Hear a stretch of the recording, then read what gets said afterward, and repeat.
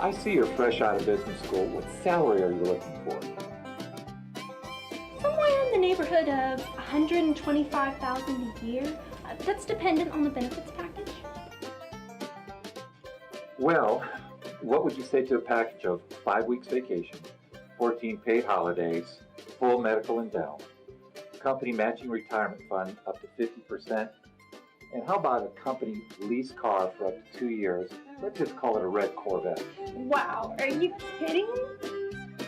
Yeah, but you started it.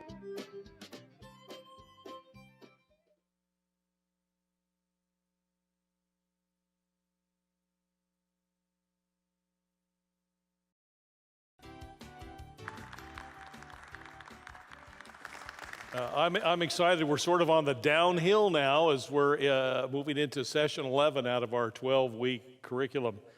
Tonight is all about closing the search and opening the future.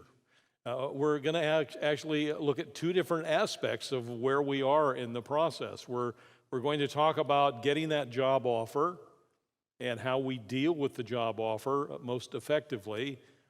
And then once we start to work, how do we get off to a great start? How do we get off to a start, if this is the job that the Lord has provided for us, how do we honor that gift from Him? How do we honor our employer? And how do we do what we need to be doing so that we have a successful journey? Whether this season for this next employer is 5 years or 25 years, how do we get off to a good start? And so we're going to talk about both of those elements at this point. Most people think when they've gotten a job offer that all the hard work is over, and it's not quite yet over. It's about, I guess, closing the search, but opening the future. And there's a couple of scriptural foundations that we want to use for tonight that will be helpful on both ends of this. The first one is in Acts 13:3. Which reads, "So after they had fasted and prayed, they placed their hands on them and sent them off." I want to encourage you that once you get that job offer, and I mentioned this a little bit last week, I want to say it again. When you get the job offer, we don't ever, I can't think of a good time when we should feel rushed into responding. I'll never forget my friend Sharon. Sharon, after many, many weeks of going through this workshop, she came into one of the sessions and she was beaming ear to ear, and she had gotten a job offer. And I said, "Well, what'd you do?" And she said, "Well, as soon as they offered me the job, I screamed out, 'Yes!'" I said, "Well, you did exactly what I told you not to do." One of the things I want to suggest is that you don't ever respond either positively or negatively at the moment you receive the job offer. That you ask for time, that you tell the person who's offering you the job that you're very, very honored by the fact that the job has been extended to you. You're very pleased that they think that you're the right person for the job, and that you would like to give it some very, very final, serious consideration. Well, does that mean that you're not interested in the job? Not at all. But I have several questions, and I want to make sure I get my questions asked and answered before I say yes. I'm sure you would want me to go into this knowing everything that I need to know to make an informed decision, yes or no. And I need to pray about this, if that's something that you would do. And I need to talk to my spouse, my life partner. I need to make sure that, when I take a job, it's not just affecting me, it's affecting the whole family. And so in honoring them, yes, ultimately perhaps it's going to be my final decision, but I'd like to get some inputs from people whose inputs I value. And so when we get a job offer, there should be a period of time. Now, people always ask me, well, how much time should you ask for, David? And my answer is you always ask for as much as you can get. Now, you don't say it that way, but if they'll give you 2 weeks, you say, fine, I'll get back to you within 2 weeks. I remember early in my career, I was given a job offer with an employer that I did end up going to work for, but when the offer came, the hiring manager wanted an offer, an acceptance, wanted an answer at that moment. And I said, I'm sorry, I can't do that. My wife works days and I work nights, and we do that so that we can share one vehicle and I can do my job search. I was working a part-time evening job. And so while I'm here talking to you, she's working. I need time to talk with her. And when she gets off work today, I'm going to be working tonight. So it's going to be the weekend before we can even sit down and have a good conversation about this. Well, Dave, if I don't get an answer by X amount of time, I'm going to have to give this job to my second choice. And he went on to explain why it was important for him to get an immediate answer. Now, I don't think that you should allow yourself to be pressured unduly for that. I did give him an answer much sooner than I had hoped, and I'm very grateful I did, because it ended up being a 26-year career where I spent the last half of that career as an executive with a Fortune 100 company.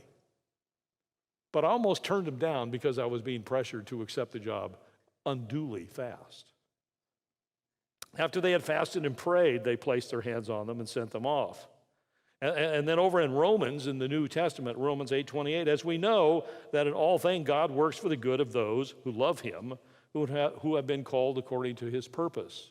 We need to make sure, we need to validate, we need to confirm one more time that this job is from the Lord, which is why I always suggest we ask for time to pray.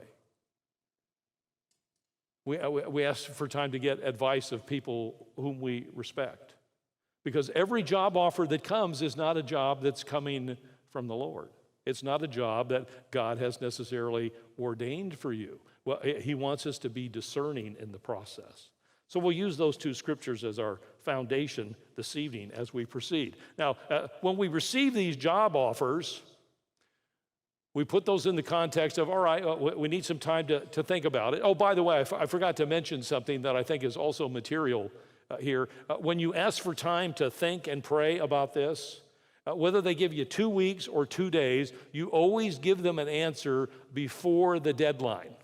If they say a week, you give them an answer in 5 or 6 days. If they say 2 days, you give them an answer in a day or a day and a half. And you make sure that you let them know that while you're thinking about this, that again, you're very honored. You worked very hard in preparing your resume and preparing for your interviewing to get this job. It's not that you're not honored by the offer at all, but you want to make darn sure that this is, we're going to spend more time together, Mr. or Mrs. Boss. We're going to spend more time together than either of us probably will with our spouses. We need to make sure that this is the right arrangement for both of us. And so it's very, very important to give that due time and consideration to prayer and to discussion with perhaps our spouse and perhaps other advisors that we have as well. We're also thinking about some of the things that might need to be negotiated. There may be questions that we have that come along with the job offer, perhaps some things that we heard either with the job offer or even before the job offer, and now might be the time to begin to formulate all of the questions that we're going to have, and we might need time to do that. My advice would be for those of you that get job offers, and you're all going to get them eventually as long as you stay in the search, is that you adopt the view that there's almost always, 99.9% of the time, there is something to negotiate in a job offer. It's not always salary, it's not always about dollars, but as you're going to see tonight as we go through this, we're going to be talking about not just the salary, the compensation, but the benefits and all the working conditions. All the things that go along with the way you perform, the hours that you work, where you work. Are you going to perhaps talk about telecommuting and trying to operate from home for a day or two? Some of that stuff is negotiable. And they all have economic impacts, to be sure. And so we need to get our list of things together, and we'll be talking about that as we go. And so we'll be negotiating salary and then also benefits and some of the other terms of condition. Now, we're not going to spend a lot of time in the handouts as we don't spend a lot of time every week.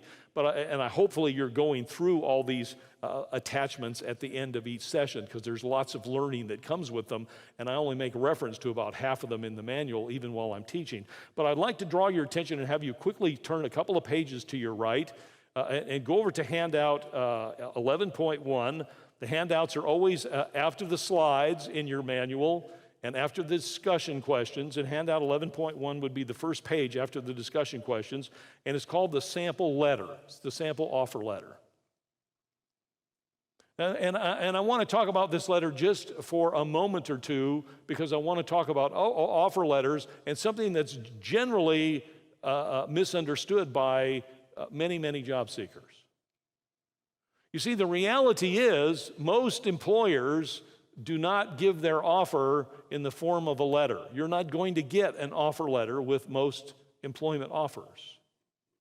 And I always ask people, because that disappoints some, I always ask people, well, now what is it that you're concerned about by not getting an offer letter? And by the way, this offer letter that you're looking at here in this manual, this is a real offer letter. The only things that have changed in it are the person's names and addresses to protect the innocent here. But this is, other than that, this is verbatim. You'll notice the date on the top, November 20th of 2002. Do you have that on yours? Nod of heads? Okay, this is an offer letter that's many, many years old and very typical of the kinds of offer letters. Some will be multiple pages, some will be shorter, but this has the typical boilerplate. They mention the position. You can see here they've got the hire date, the title, the pay range, the actual rate of pay. Either it will be stated as an hourly rate or a weekly or even an annual rate sometimes. Then there's a few other statements in here, but if you look down at the bottom in big, bold, all caps text at the very bottom of this letter, it says, this offer letter is not intended to be all-inclusive and does not constitute any type of term or employment agreement. Now, that's material when I ask the question of so many job seekers, why are you so concerned about getting this in writing? And invariably, one of the first answers I get is, well, because it makes the job offer more binding. And just so you know, it doesn't. A written job offer is no more binding or less binding than an oral job offer. And so let me go to the next sentence. Neither are binding. We're in a right-to-work state, as are most of the states in this country, which essentially means I can offer you a job today, and if you don't work out, I can terminate you 2 months from now, 9 months from now, or 2 hours from now. Or I can offer you a job today, and if you show up on the starting date 2 weeks from now, I can withdraw the offer and tell you to go home. Now, that's true of every employer that you've ever taken a job with. Will most employers do that? No. I just want you to know that it's a remote possibility. And getting a written offer letter doesn't make it any more binding than an oral one. The reason that we want to get a written offer, I think, is because it delineates specific information that we need to have and remember. We need to have something documented on what our start date is so we show up on time. And 10 years later, if we've kept this, we know the date we started to work. We need to know what our official job title is in the system. We need to know our rate of pay. We need to know our status. As it talks about here, this is a full-time job and it's exempt, meaning that if you work more than 40 hours a week, there's no overtime paid. You're exempt from overtime by virtue of the Fair Labor Standards Act provisions. This kind of job does not require overtime pay. It tells you when the first performance review is going to come up, and if there's a probationary period of typically 90 days in many companies, it tells you when that ends. So here's what I tell people, and this is the meaning that comes out of this little document that's this sample that's in your book. And I want you to write this somewhere on the document. If you don't get one of these, you make sure you create one of these. You're going to ask to get all of these same details. You're going to ask for the job title and the rate of pay and when you start to work and how many hours a week and all the other things. You write that down. That's the first step. And then by virtue of either a letter or in today's technology, a nice email, you send that back to the person that extended the offer to you. It could be an HR representative, it might be a hiring manager, and you regurgitate back to them through the form of something in writing what you think you heard was the offer and get them to confirm it. If you don't get it confirmed, either two possibilities that might exist. One, you might have misunderstood them and you're under a misconception about what's going to happen. Or two, they may change their mind. and have no intention of fulfilling some of the things that they mentioned. So very important that if they don't put it in writing, you put it in writing. That's the only point I'm trying to make here in a rather long, laborious way. It's a good way to document what's being discussed and agreed to. And if they don't document it, you should. And send them a copy. Again, it can be, you can send it with a stamped letter, or you can send it as an email, or you can send it as a Word document attached to an email, and just ask them to confirm that this is indeed what you thought you understood. Okay, so we got an offer.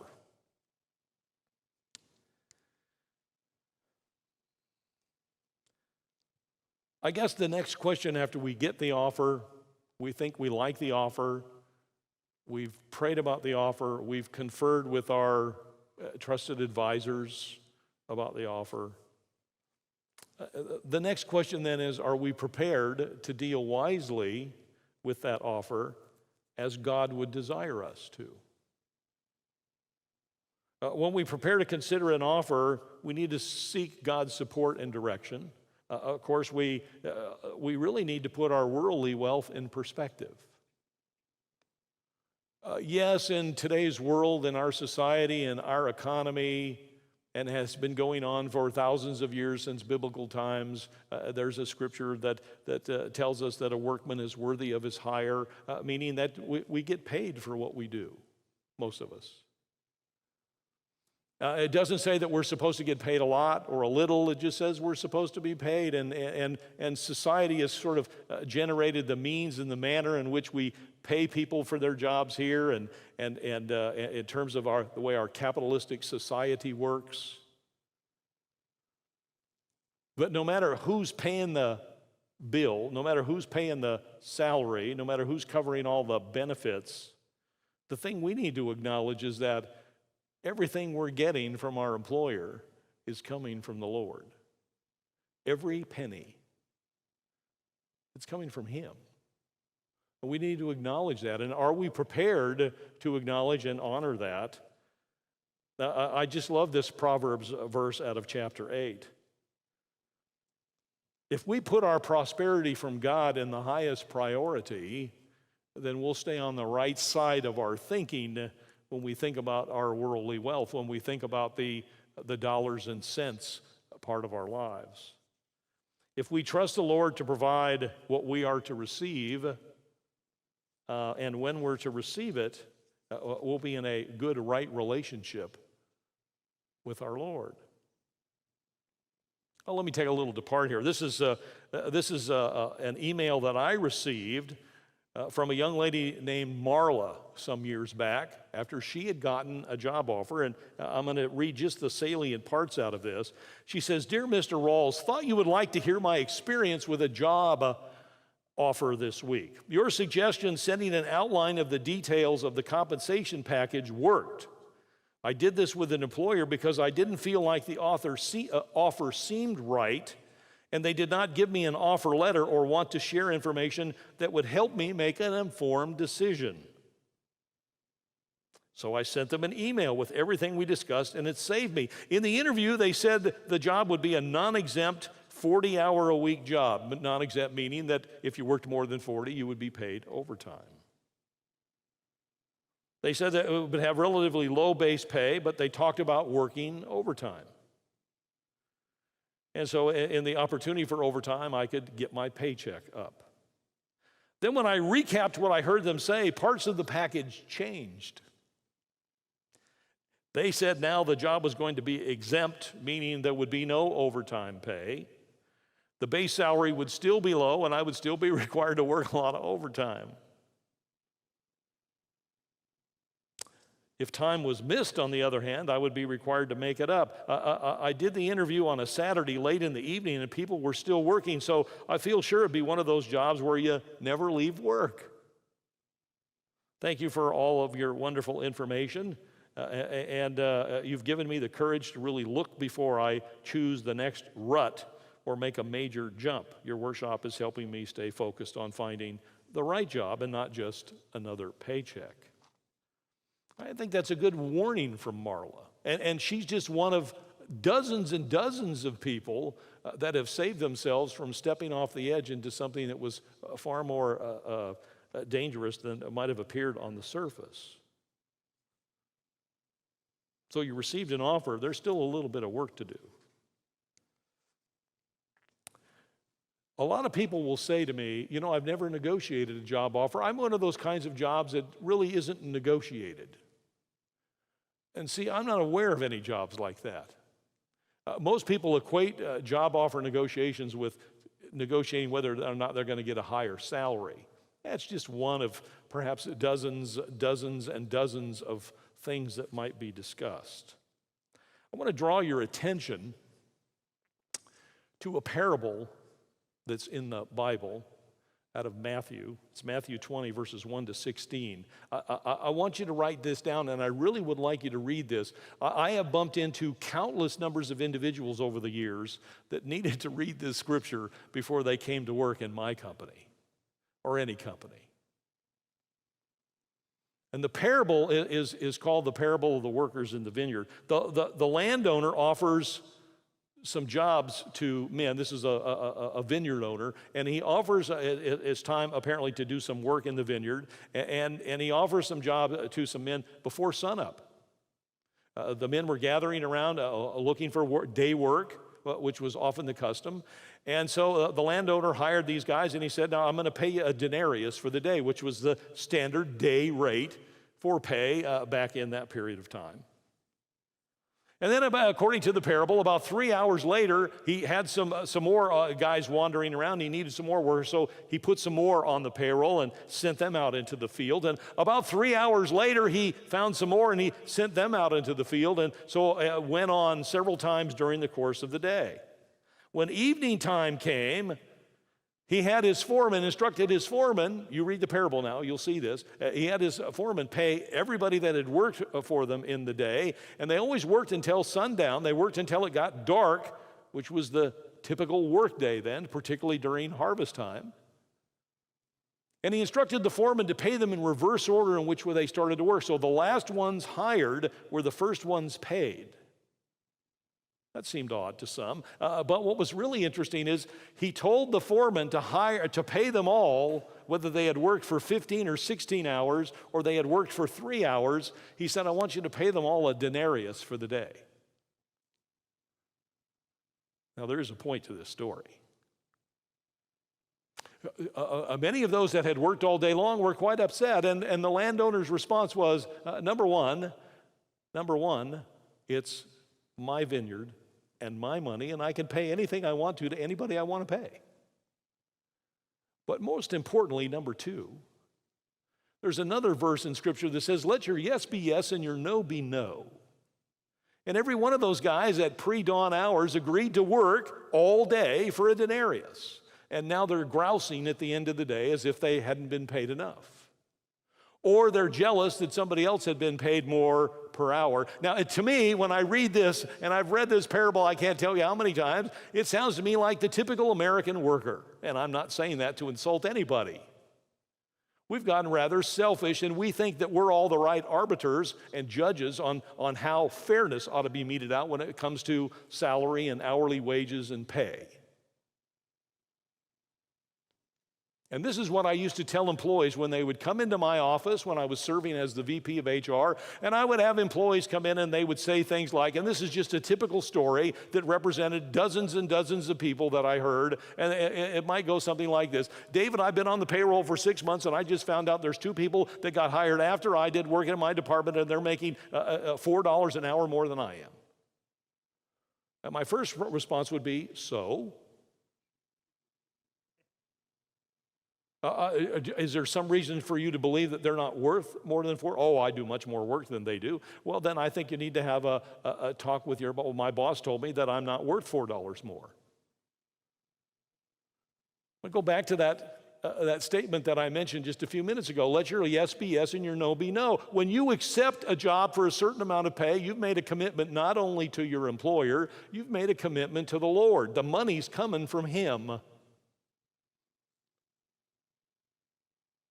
You have no reason to grouse, complain. If you want to earn more money, then you need to start working harder and earn more money. If they're not going to pay you more money, then you have the alternative of going somewhere else and selling your labor to someone who will pay you more money. That's the wonderful thing about this capitalistic society. Just as any employer can terminate you for just about any reason they want to, save a few illegal reasons, you have the opportunity to leave your employer just about any time you want to, unlike many people who were employed in biblical times who, quite frankly, were slaves. They couldn't leave.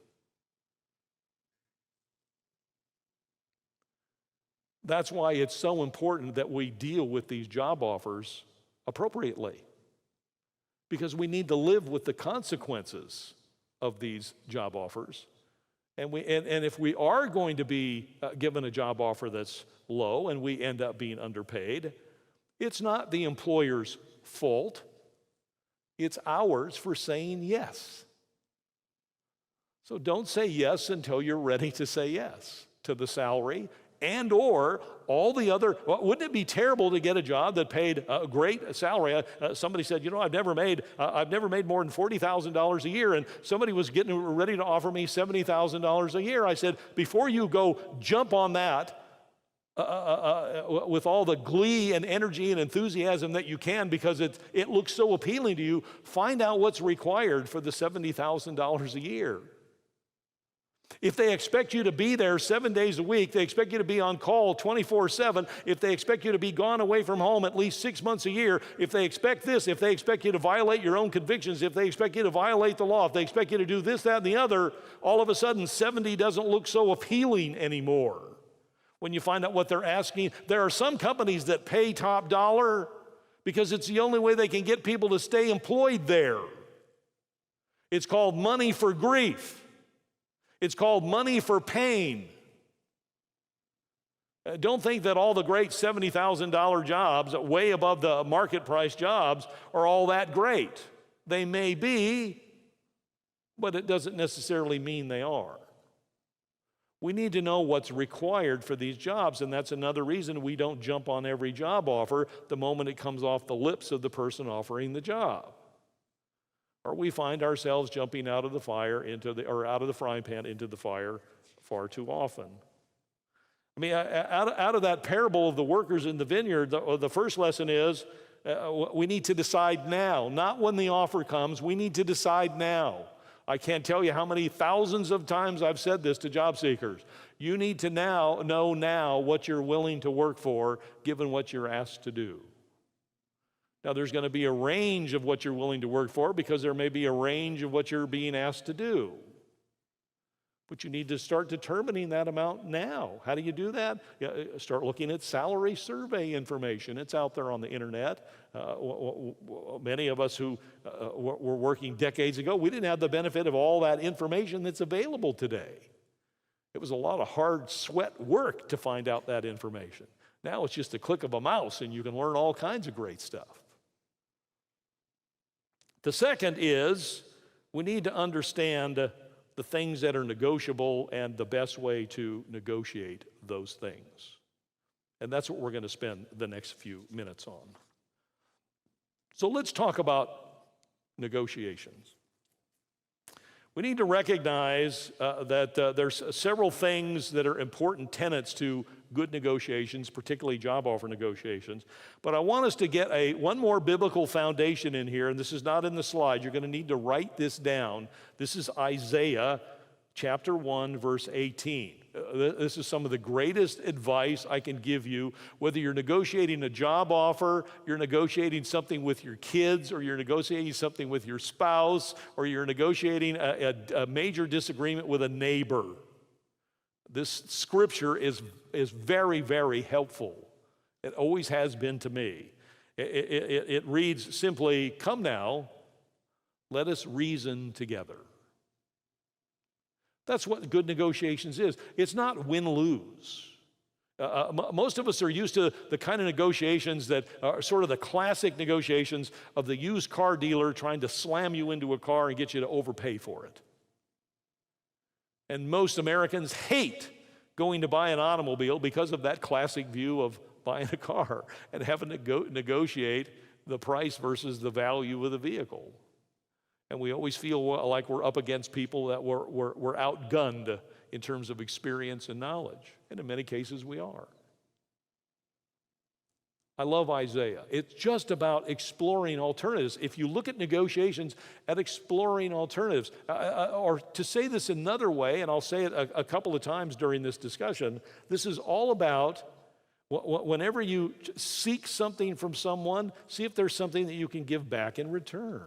This needs to be win-win all the time. We don't want to ask for too little, like my friend Sharon did years ago, and then 6 months into the job realized that she was so underpaid. It was not only was she unable to pay her bills, but see, she had been out of work so long, she was just grateful to get a job offer, screamed yes to the job offer, and then was in misery for months when she realized she was the lowest paid person in the place. They saw how hungry she was. They saw that she would have been willing to work for darn near nothing. And so that's what they offered her. We don't want to ask for too little. We don't want to ask for too much.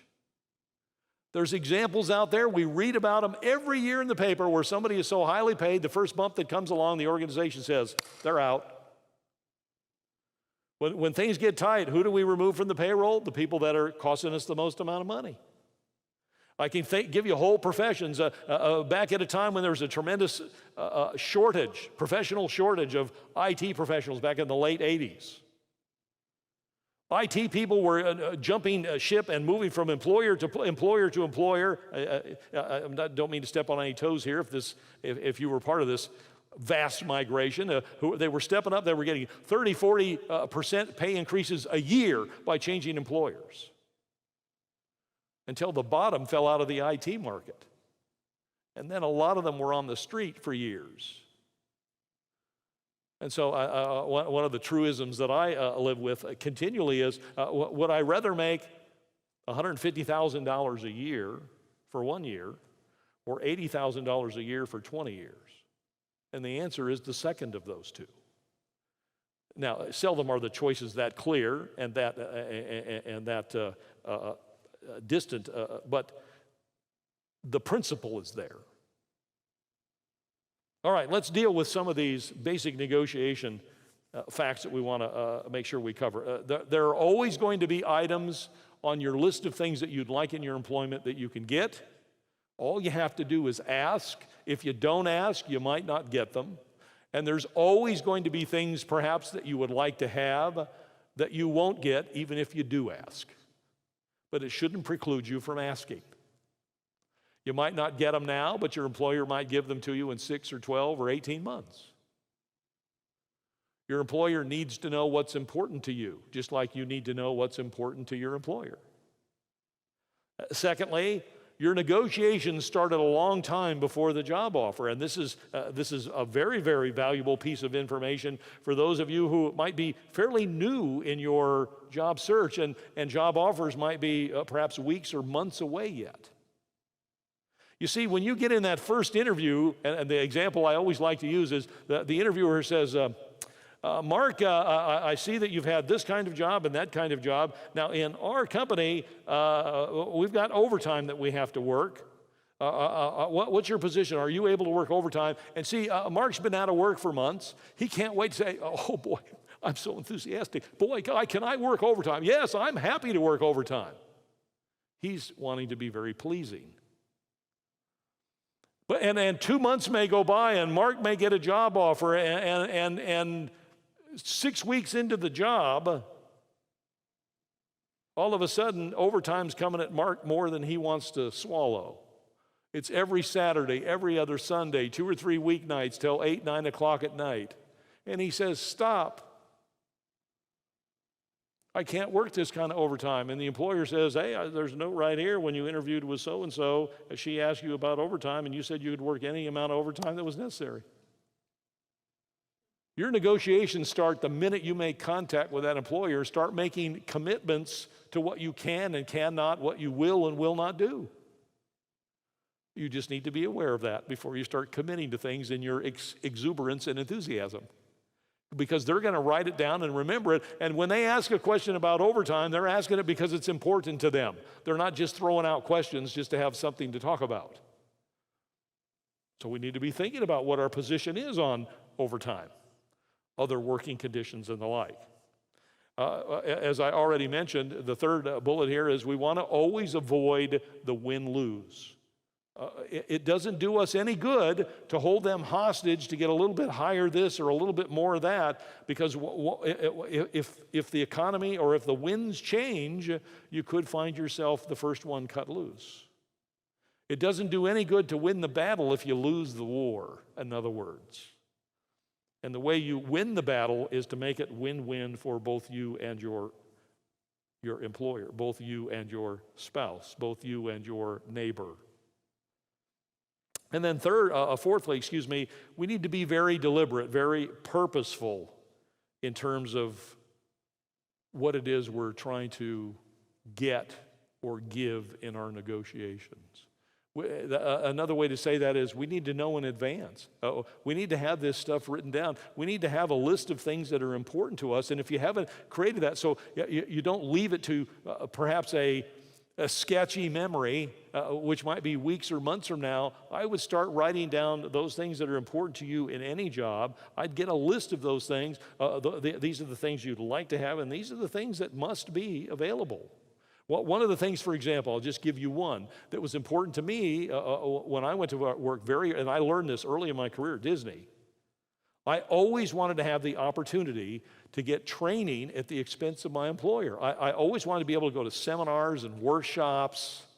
I belonged to professional associations that had perhaps monthly speakers come in, and I wanted my employer to make me freed up so I could avail myself of that. And for my entire time, both at Disney and then at GTE, I was in 2 or 3 seminars every year. It was part of my own personal growth plan.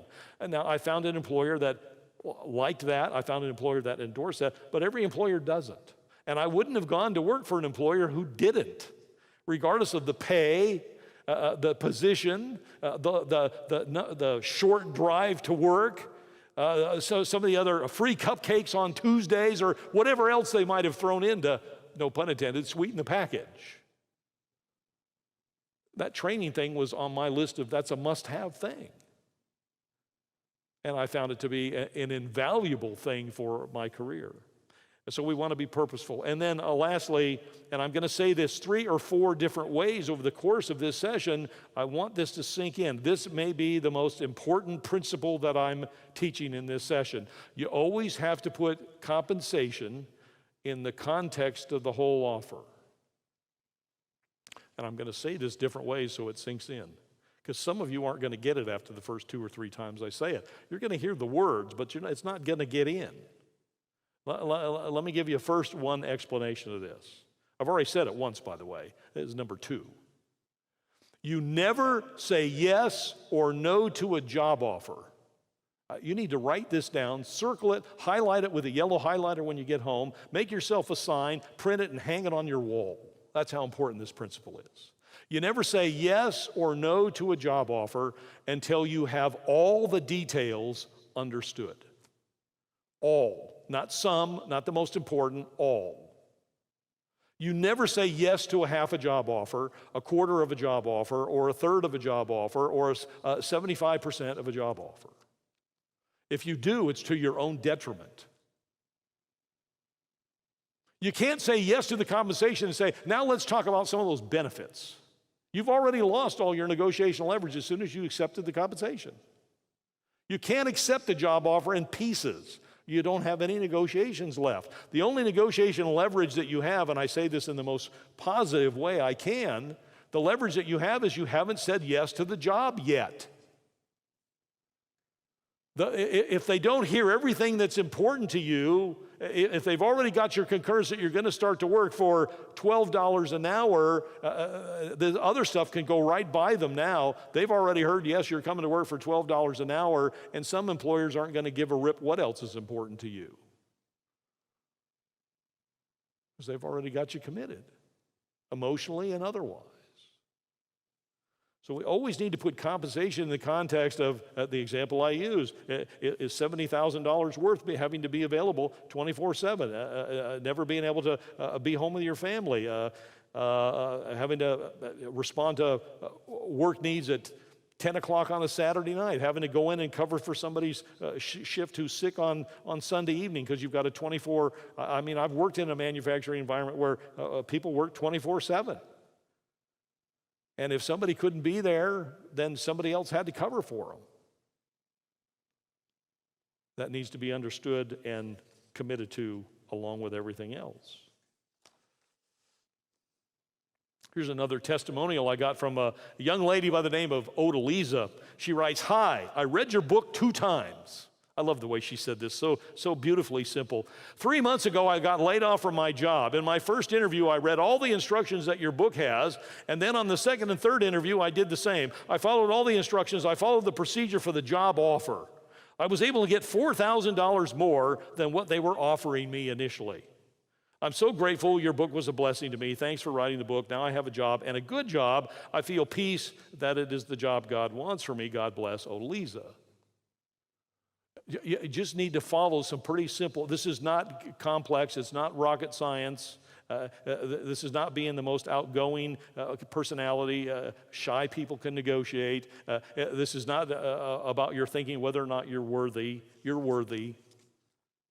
Okay, let's move into, now that we have some of our foundation pieces here, let's talk about some negotiation tactics. I'm going to go through these kind of quickly, so keep up with me, all right? The first one is wait.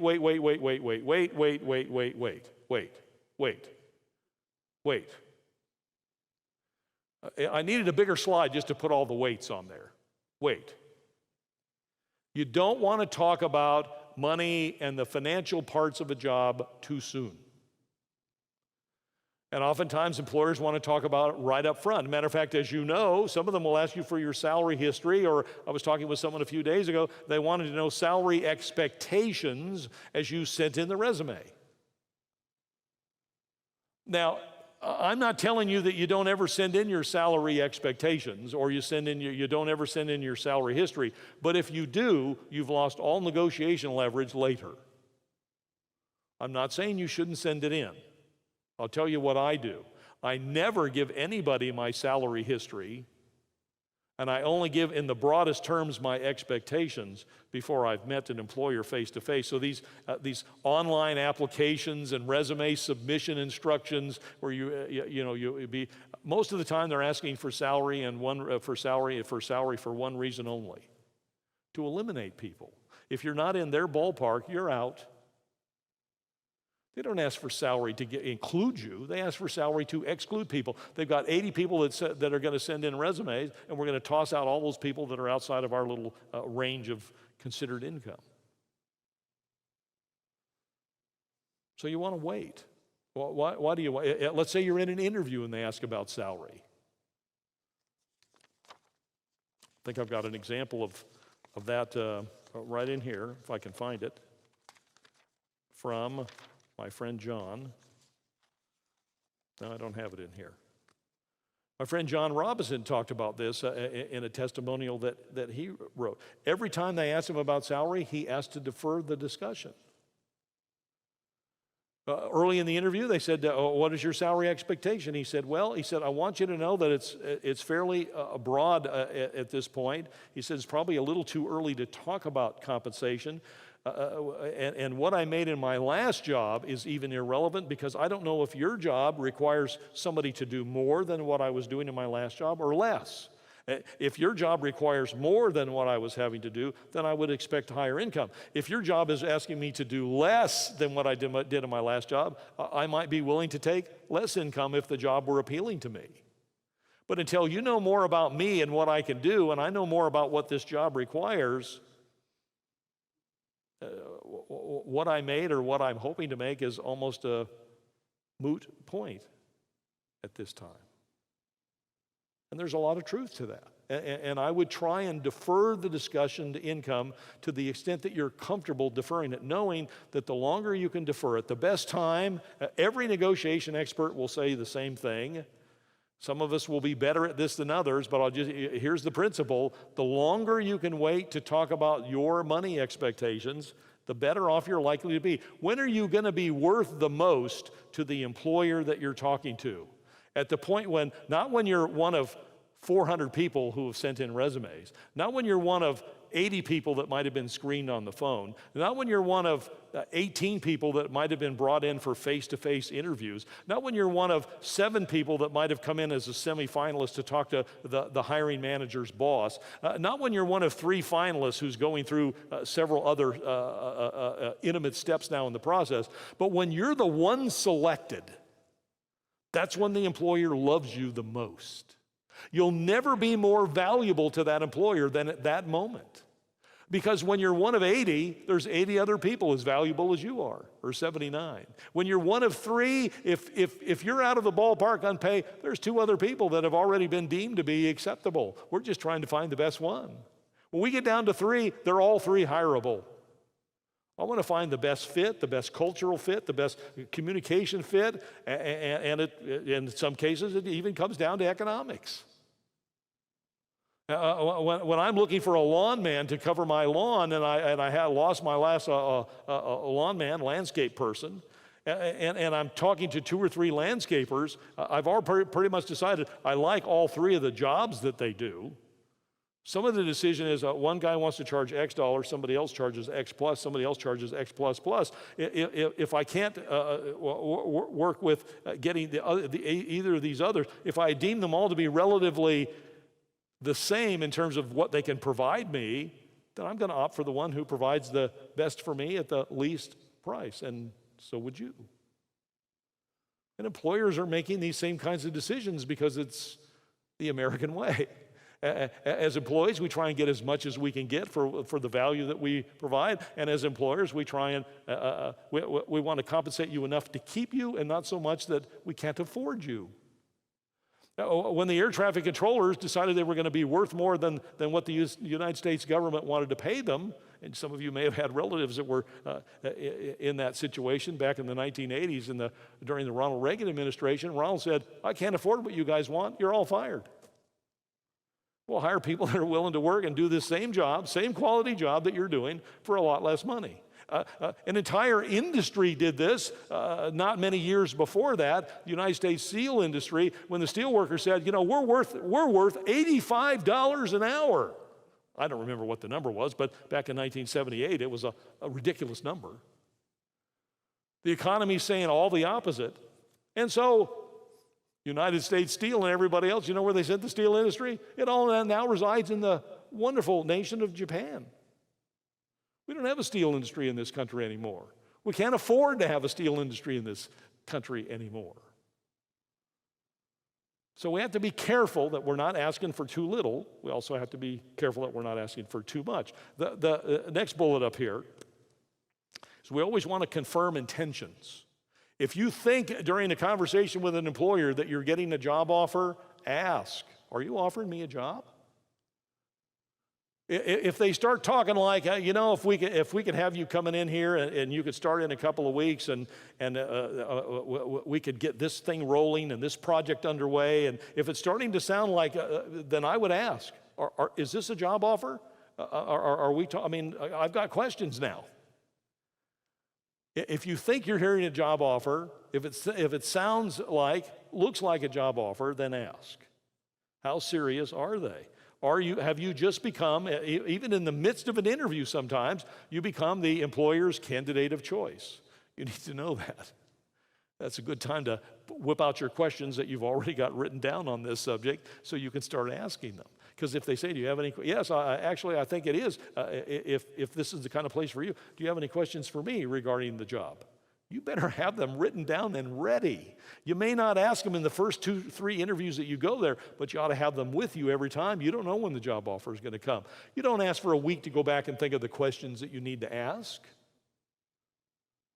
This is about being prepared. The victory goes to the prepared. The victory goes to those who are certain of what they're supposed to be doing. I'm on number 3 now. Confirm the totality. I already said this twice. This is the third attempt at this. Again, this is all about getting the whole offer before we say yes to any part of it. I'd like to have you start to work next Tuesday, working 8 hours a day, and I'm going to pay you $10.25 an hour. Is that the whole offer? No. You haven't told me anything about the benefits here. You haven't told me anything about the working conditions. Do you get breaks? Do you get a lunch break? What are the requirements for employees here? What kind of training do you provide? What sort of cultural things are going on here that you consider to be an important part of this company? What is one's future all about? How does one get ahead in this organization? What are the promotion and growth opportunities available? You may have a laundry list of things that are important to you, and you need to ask about them before you say yes to, here's a job at $10.25 an hour. If you do that, you're leaving too much on the table that they might have provided for you, but you didn't ask, and so they didn't bring it up. The smart candidates are bringing it up, and they're getting it, and you need to remember to do that as well. Always confirm the total offer before you say yes or no to any part. Let's say the salary you think sounds too low. We had a person in this workshop several years ago. She came to me after she had gotten an offer, and the offer was clear on the other side of the Metroplex. She said, not only is the pay a little bit low, but I'm going to have to drive 35 miles each way to work. I said, well, tell me what they offered. I said, well, why don't you do this? Why don't you, number one, go in and tell them that you need a base salary that's X higher. And number two, you want to know if you can telecommute 2 days a week, working from home, and will they set you up so that you can work from your home in terms of software that's needed? That will save you the gas and the time and the dry cleaning and the lunches out, so there's an economic value to that. And then I want you to ask for a hiring bonus. Now, first thing you need to find out is, what's the culture like? Do they do a hiring bonus at all? She said, well, and she let me know a couple days later. I found out that at this level job, because this was kind of an entry-level professional sort of pseudo supervisory position, at this level job, they've never given a hiring bonus. I said, good. Now, and if they give you one, they won't be able to say they've never done it for your level before, so I want you to ask. Here's how you do it. She reported back a couple of days later. They gave her 2 days to telecommute, and they gave her a hiring bonus, a $2,000 hiring bonus. Now, it didn't get baked into their salary. They didn't want to give her a higher base salary. She did not get that. But the $2,000 hiring bonus helped catch her up on some of her bills during this period of time that she had been unemployed. So it was better than a stick in the eye.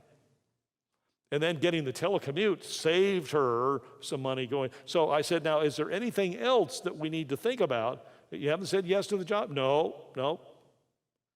She got that part down. You don't say yes or no till you get it all.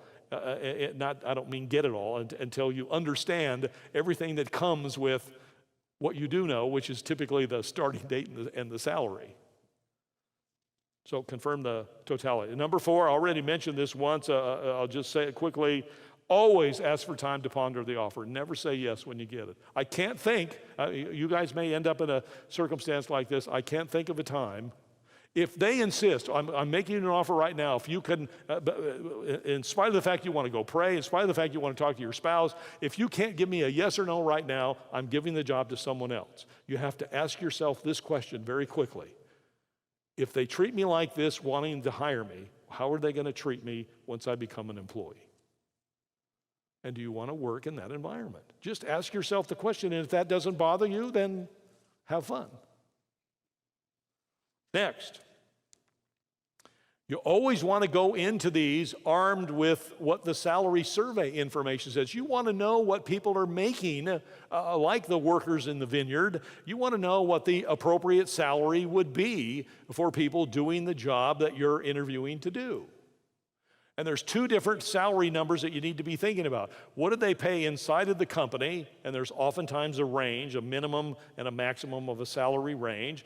They may pay for your next job, somewhere between $275 and $425 a week, depending upon your skill level, experience, and so forth. But where you start in there is going to be dependent upon where they value you in terms of factors that they consider inside of that range. There's another number that you need to know. What are other people doing in this job, not only in this company, but in other companies doing the same kind of work? And that's where you can go and get salary survey information. There are sources like wageweb.com, salary.com, and just Google salary surveys, and you'll get a whole host of them.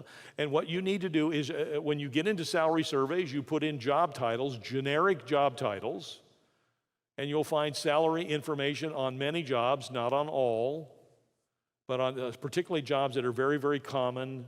The old secretary job, now called an executive assistant to staff assistant. You'll find the more commonly held jobs. Surveys data has been available on those jobs for 50 years. Now it's easy to get. It was darn near impossible when I was working in my career. And when you could get it, it cost money. And now it's floating all over out there. So find out what others are being paid to do this work. If they give you an offer and they say, hey, we'd like to pay you $35,000 a year to do this job. And if you're armed and you can say, $35,000 is within the range of what companies pay for this job, but it's right at the bottom. And given my experience, I was hoping to get a little bit more. If they know that you're well informed, they may be willing to ratchet up the salary. If you're not well informed, you may be like that person who's going to work 16 hours a day for a denarius. Just because people say yes to those kinds of jobs. The next thing we want to do is understand whether our market is bullish or bearish. And all that means is it a buyer's or a seller's market? Right now, if you're a RN anywhere in the United States and perhaps anywhere in the world, I don't know about worldwide wages, but if you're an RN, you can almost pick your hours, pick the days of the week that you want to work, and pick the specific. Everybody needs RNs. 2-year RNs and 4-year RNs. So there are some jobs where, like those IT jobs I talked about in the late 80s, it's a seller's market. When it's a buyer's market and things are a little bit more bearish, then what we have to worry about is, again, we don't want to ask for too much because things are trim and bad. And remember, we're in this free market enterprise, which means salaries can go up and down. And let me assure you, there's not an HR person or a hiring manager I know that thinks the logic that many job seekers think that because I made X amount of dollars in my last job, I have to be automatically worth at least that much in my next. There is no relationship in their thinking that way. None. You are not worth what you got paid. So dispel that right now. There's nobody that believes that. If you believe it about yourself, you're misinformed. You're not worth for anybody what you used to get paid. You're worth what they're willing to pay you to do whatever it is they need to have done. And you don't use your previous salary as the logical reason or the leverage why you ought to get paid more money. It's faulty logic. My job isn't like your job. This is not a miserable place to work. I've had many people come to work for me when I was a hiring manager, and I gave them less than what they were making in their last job. I'll get to some of the principles behind that in a few minutes. So we need to know what the market's like. We need to also understand our leverage. And what I mean by that is there are sometimes you're in the kind of job or the kind of work or the kind of economy, or you're looking at the kinds of employers where you do have some leverage. Now, let me tell you where leverage doesn't reside. You don't have a lot of negotiation leverage when you go into these Fortune 100 companies where they have a whole bunch of HR dinks like me who've written these manuals and reams of manuals of policies and procedures and salary ranges and under what condition. I mean, it's like any big bureaucracy. There's too much conformance. And because we have 795 people already doing the job that you're interviewing for, you're stuck right here. This is where you start. Everybody starts here. It's not negotiable. Where you do have leverage is when you're working in smaller firms, They don't have near the time to train people, so they have to hire experienced people, and they expect you to perform the day you walk in the door.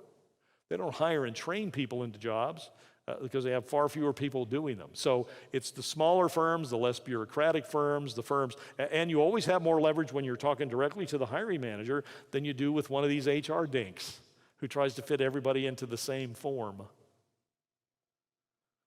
And it's usually the hiring manager who, given what they think they see in what you bring to the table, that unique experience that you had, some example that you shared during your interview, and they say to themselves, this person would be worth this little bit extra money. So know where you have leverage. The next one is this whole notion of balance. I'll share a verse that I use as sort of an underpinning for this principle. It's Ecclesiastes 5:10. He who loves money will not be satisfied with money. Let me say it a different way. Hopefully your job is not just about money. I'm not saying that money is important. I was very grateful for every dollar I made and every pay increase I earned. I was very grateful for when our company put in a 401k plan, one of the first in the nation back in the 1970s, and I was very, very grateful for every economic benefit that I received. But that wasn't why I was working there. That was not the sole determinant. There were many, many jobs inside of my company. I had job offers inside of my own company to move from the job I was in to another job to earn much more money. It's not just about money, I hope. If money is your sole purpose, you're going to be continually disappointed.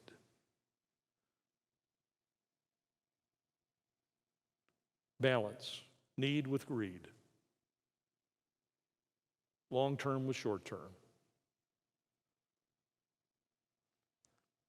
What you get for what you give. Okay, let's go on to some more factors here. If you run into trouble doing some negotiations, one of the ways that you might be successful in perhaps getting a bump in the base salary offer or getting them to offer this or that if you're looking for some more economic benefits. And this worked for me in one instance where you're talking to the hiring manager. They're offering you a job that's this big. Your last job, as you recall, was this big. It was considerably bigger.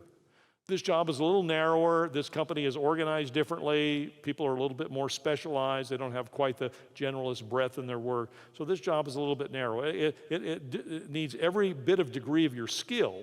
It's just a narrower focused job.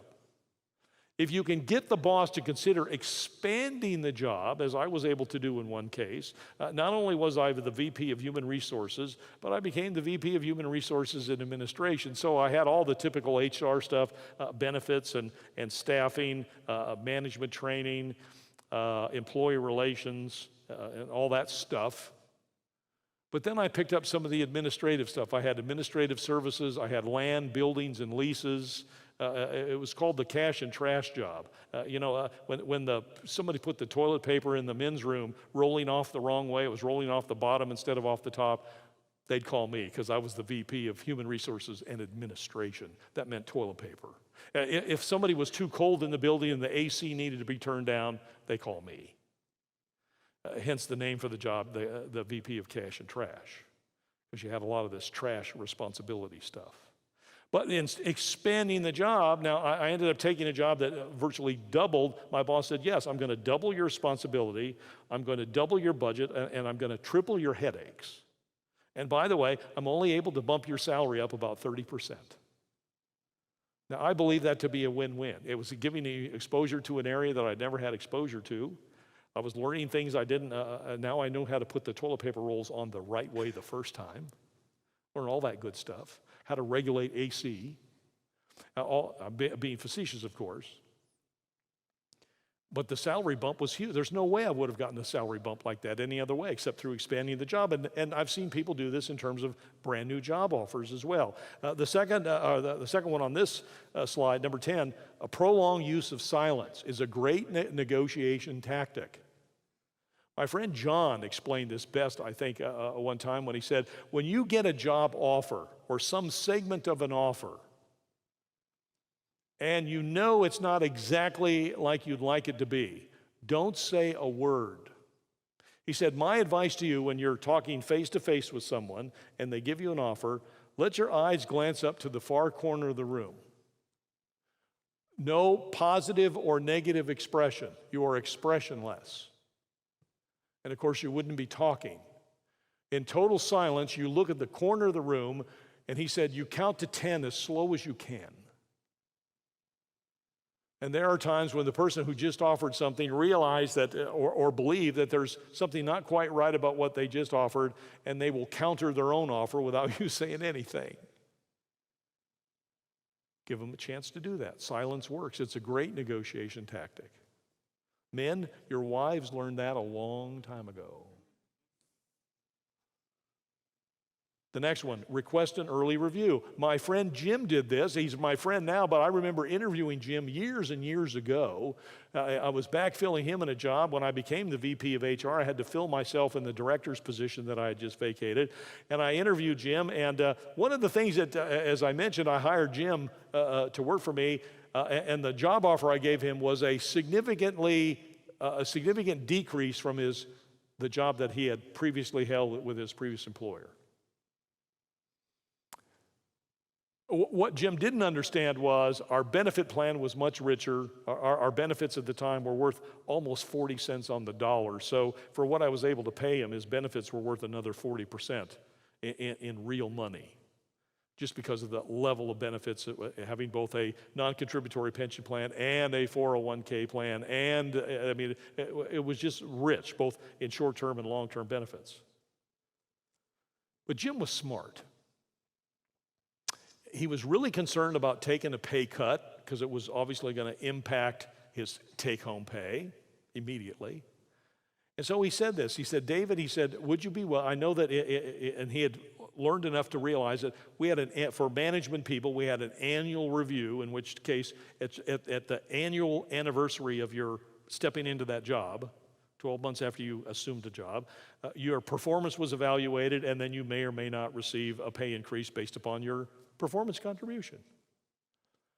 And Jim's simple request was, okay, if you can't bump my salary, because I had an internal equity problem. I had people that had been around that were very good contributors that weren't making what Jim was making in his previous job.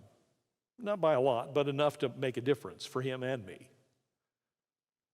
And so he said, would you be willing to give me a 6-month performance review?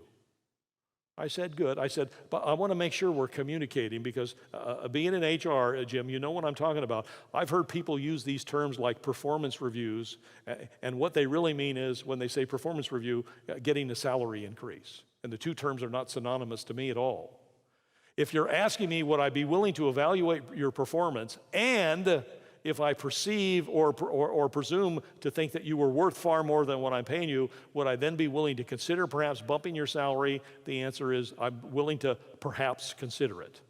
I'm willing to evaluate your performance in 6 months, and I'm willing to perhaps consider changing your salary, if that's what you're asking. He said, that's what I'm asking. And in 6 months, or before 6 months, he reminded me of that. We had a very nice performance evaluation, and I bumped his income considerably because he was worth every penny I was bumping him to. And now, in terms of any internal equity problems and having to take a special pay increase request to my boss, my boss, he didn't even flinch. He knew the contributions that Jim was making to my organization in just the first 6 months he had been there. He had earned the pay increase. Smart negotiation. Look for an early review. The next one is sort of an all-inclusive statement here, and that's about approaching benefits and working conditions and so forth with the same intent that you do with the dollar stuff, the salary stuff. Whether the benefits, maybe your 401k plan requires a 90-day waiting period, or your group insurance requires a 60 or a 90-day waiting period, or this or that is in place. There's absolutely nothing wrong at all with asking them to waive this, change that. Would they consider moving this forward, changing this? Would they consider allowing you to, if your spouse provides you great health insurance, would they consider providing you the ability to drop the company-provided life insurance or health insurance for you because you've got good coverage through your spouse. Recognizing that if they would do that, you might never be able to pick it up again if your spouse, you need to do this smartly, of course, but there are some companies that will do that. Not a lot, but some will. You can trade something off for something else. So again, back to Isaiah, come now, let us reason together. It's just about talking about alternatives. It's not trying to hold them over a barrel. It's not trying to put a gun to their head. It's not trying to let them know that if they don't consider this, you're walking. It doesn't do any good to take that approach, a confrontational approach at all. Again, even if you win the battle, you're going to lose the war. You want to do this so that it's win-win. What are the working conditions? The hours that you work, where you work, whether you telecommute and work from home. Will they provide for you? I was speaking with my friend Steve earlier, and Steve has a company-provided smartphone. All these things he doesn't have to have his own personal cell phone anymore. All these things have monetary value to them. They have pragmatic value as well. And so you need to discover what all these working condition issues are. One of the things I loved about my last employer is we had total flex time. And when I say total, and I felt honored to be the VP of HR and get to explain this to a lot of new people, I meant total. As long as you get your time in, we don't care what hours you work. When we first started flex time many, many years ago, you had to start no sooner than 6 a.m., and you had to stick around till at least 2:30, and so you could, and if you could start as late as, I think, 11, if my memory serves me, and so you had to work, if you took a half hour for lunch, you had to work till 7:30, but that was the relatively narrow window. After several years of that, we blew that away. You just get your 8 hours in. You can do 4 hours in the morning, take 4 hours in the middle out, and work 4 hours later in the day. If you get your 8 hours in, we're tickled as punch. And that had a lot of value to people. So find out what the working conditions are. The ability to get training. One of the things that was important to me as a middle manager and then senior manager person, as I mentioned to you, was training. And I also wanted the company to pay for my affiliation with at least 2 professional associations. Our company had a standing policy for everybody in managerial jobs. We had to be involved in community volunteering. So whether we joined the Chamber of Commerce, the Junior Chamber of Commerce, the Rotary Club, whatever, the company footed that bill for that. Not only for the annual dues, the membership fee, but if we had to go to a monthly luncheon or whatever, the company reimbursed you expenses for that too. That was an important, valuable benefit to many of us that worked in that organization. You need to find out what those are and where the restrictions may be. It's important to write all this stuff down. What's important to you, what's not important to you, and we're going to talk about how you negotiate those in just a second. But as we move into this whole win-win, remember, we don't want to expect to get everything we ask for. So we need to list these things out. After we get our full offer, we've already got our prepared list of all those things that are mandatory, important to us. And so now we're going to go back and we're going to talk to the employer about 1 item, 3 items, 7 items. And we may not get everything that we'd like to have. We just need to go into that with that expectation. But we need to prioritize what we're after. And I always suggest that you put the least priority things at the top. I know this sort of seems antithetical to some people. You put the least priority things, the things that you're willing to toss in as no big deal, put those the first in your discussion list. They say, well, Dave, we know you'd like to have 17 paid holidays a month, but we're just not able to do that. You need to be willing and eager and in a smiling way say, well, that's okay. I didn't really think that was a particular, I'd love to have that, but and I thought it was worth asking, but that's fine. We just toss that one out. You need to have these things that you can toss out easily, and then as you get down to the more serious things, the more that are, you get down to some that are, these are kill cards for you, if you don't get a certain amount of flexibility or a certain level of base pay or a certain this or certain that, you need to let them know. Now, these last three, these are much more important. We need to find a way to make something work out of these. We need to reason this through. Whatever I'm at, if there's something else you need from me, I'm willing to consider giving you something else, but I need these in return. Remember, everything you ask for, you ought to be willing to give something for it, whether it's a commitment to something, time for something, or give up something else, whatever it is, it needs to be some logical trade, an emotional, an economical, a committal kind of trade for one reason or other. So save the most significant for last. And then, and I want you to underline this. Again, this is one of those other major principles. This is key for every single person who finally says at the end of negotiations, okay, given the start date, the title, the pay, all the things we talked about, some of the things you've made accommodations for me in the job. I get to take off the last Saturday in June to visit Aunt Tilly's daughter's wedding up in New Jersey. Not that I want to go to New Jersey, but I committed while I was unemployed that I would come and help with the wedding.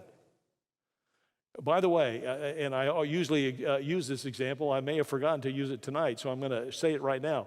If you've got things like that looming out in your future, they need to be talked about before you say yes to the job. This is part of the negotiations. You don't wait to ask to go to Aunt Tilly's wedding after you start to work, or Aunt Tilly's daughter's wedding. If you wait till after, the likelihood of them saying yes is almost zero. If you ask to go to Aunt Tilly's wedding before you say yes to the job, the likelihood is probably 95% or better that they will say sure. And as a matter of fact, I've seen examples of this where employees have reported back to me, not only did I say I could have the Thursday and Friday off to go to New Jersey, they're going to pay me while I'm gone. I'm not even eligible for vacation yet. That's how much they like you at the time they're giving you the offer. That's why it's so important to mention those things. But here's the last bullet. Once you've got everything on the table and agreed to, and you say, all right, yes, I've talked with my wife, I've prayed about it to all of our conversation, I am ready to say yes to this job. I just want you to know you're going to get more than your money's worth. You need to give total commitment. Don't assume that they know this because of what you're wearing or the smile that's on your face. You need to tell them they are going to get your total commitment to do your absolute best in this job. And by the way, you got to walk that out when you come into work. And that's very explicitly discussed in Ecclesiastes 9:10. You need to let them know that you are 100% all in for this job. You are grateful for the offer. You are grateful for their willingness to consider some alternatives to the offer. And now that you've finished all that, because, I mean, there may be a few painful parts there that they had to swallow hard when they said, oh, okay, if you need Aunt Tilly's time, it's our busiest time of the year, and I'm going to have 3 of my employees are going to complain that you're gone that day. You just started to work 2 months earlier. But they throw that into you because they like you a lot, and they don't want you to be harmed by anything. You need to let them know that they're going to be so grateful that you're on there that pain is going to be minor compared to the joy you're going to provide when you start to work there. Commitment. Ecclesiastes 9:10. Whatever your hand finds to do, do it with all of your might. Commit to that and then demonstrate it. Okay, I got a short clip I'd like you to see.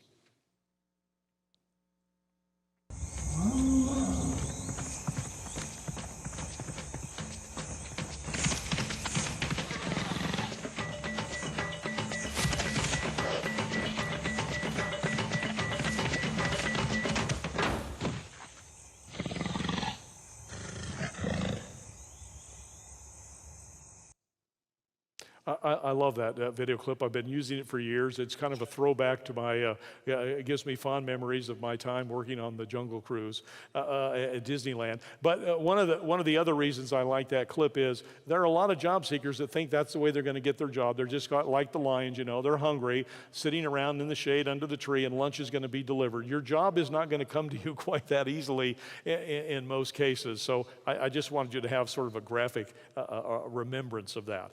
Let's take a quick 10-minute break, and then in the last 30 minutes tonight, I'm going to show you something in terms of how we get off to a great start.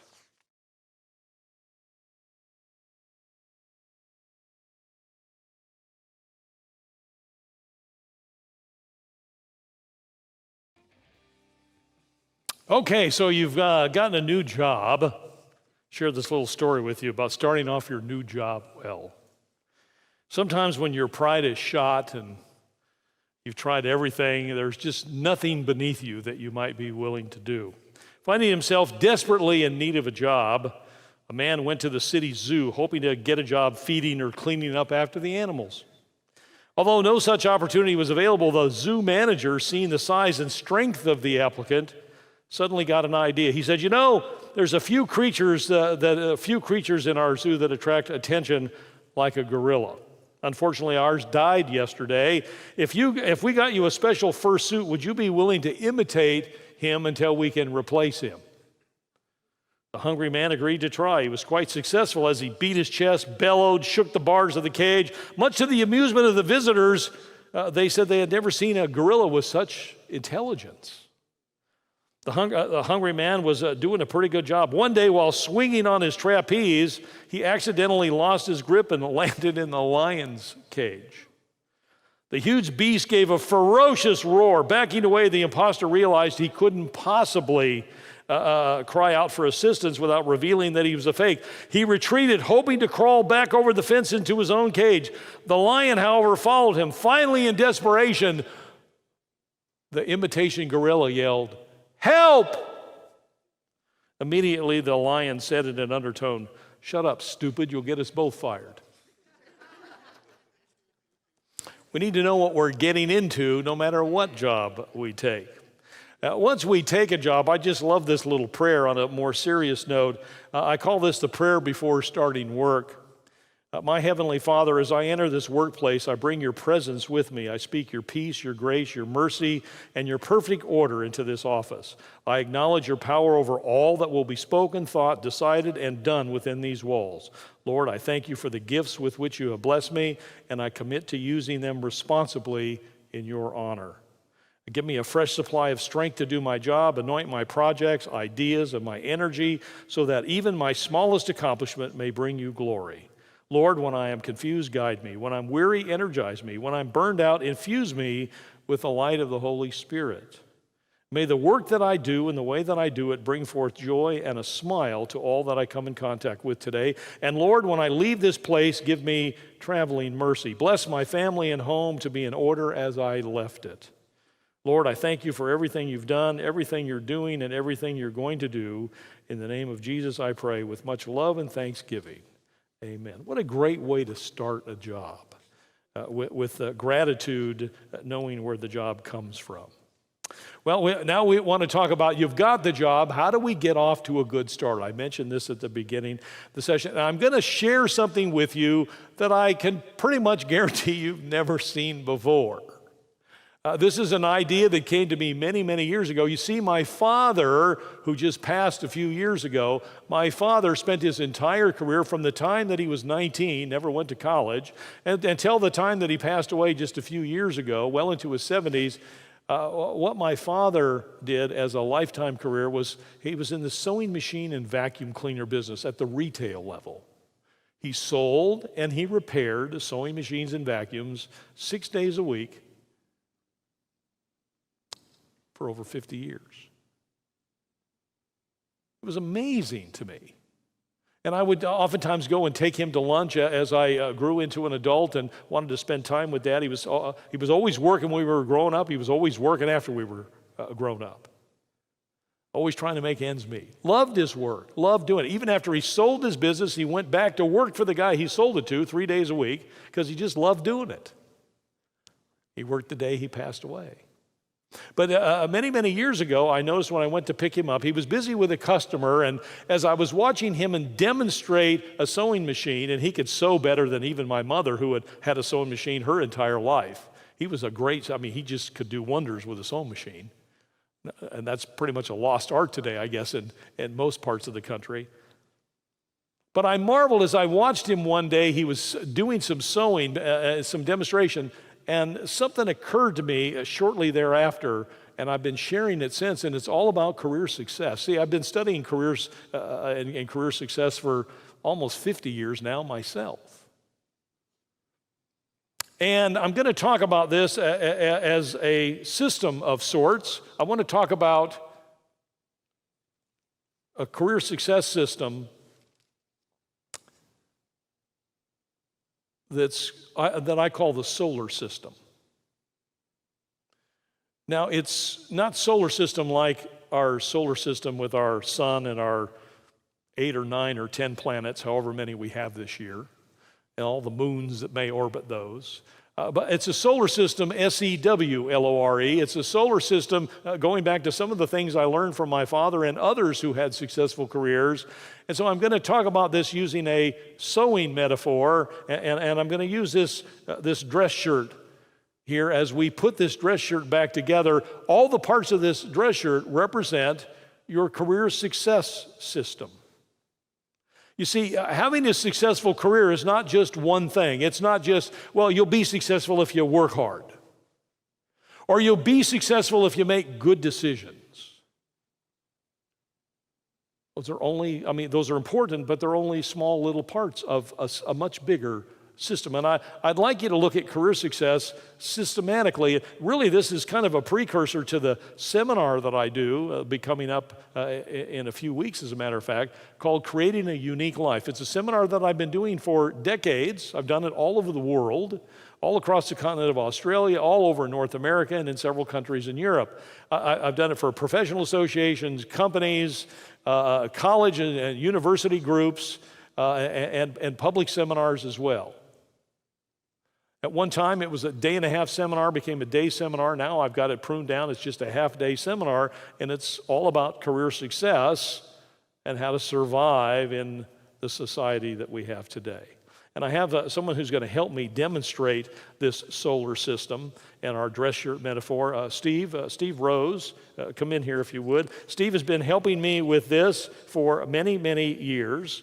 It's only in understanding all the pieces of this dress shirt as they represent pieces of your career success. And I think it's a compelling, if not interesting metaphor to get you to think about the things that are important for you to be successful in your career and successful in your life.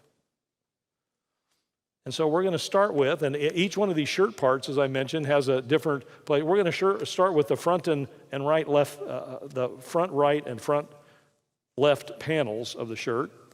And this is the front right panel. Hopefully this will stick. We're going to cover up the other clothes that Steve is wearing. Yeah, how do I do that now? This way? Okay. Oh, thank you. Okay, good. Thank you.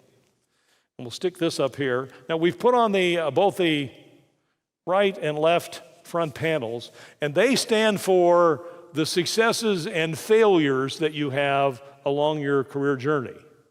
Now, the one thing I want to be clear right up front is you can't have a successful career and a successful life without having both of these. Those of you that are going to all the trouble to avoid all the failures in your life are not risk takers.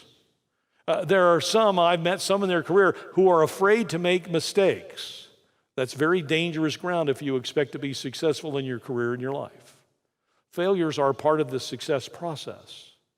You won't get a full shirt without both panels. You're certainly not going to get a full successful career without successes and failures. As a matter of fact, if you think about these two panels, using the metaphor a little bit further, they're very, very similar to each other. You might say that successes and failures are almost mirror images of each other in some ways. Oh, there's a few distinct differences. This side happens to have a pocket in this particular instance. But they're similar size. I mean, the reason I even like to point out the size is this. I think we ought to have as many failures as we have successes.